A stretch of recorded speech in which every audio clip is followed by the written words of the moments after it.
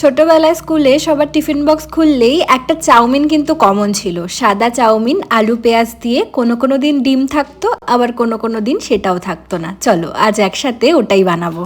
তার জন্য প্রথমেই চাউমিনগুলোকে গরম জলে দিয়ে ভালো করে সেদ্ধ করে তুলে ঠান্ডা জলে ধুয়ে রেখে দেবো। তারপর কড়াইতে একটুখানি সাদা তেল গরম করে ফেটিয়ে রাখা ডিম দিয়ে ঝুরি ভাজা করে তুলে রাখবো। আবারও কড়াইতে কিছুটা সাদা তেল দিয়ে একটু বাদাম ভেজে তুলে রাখবো।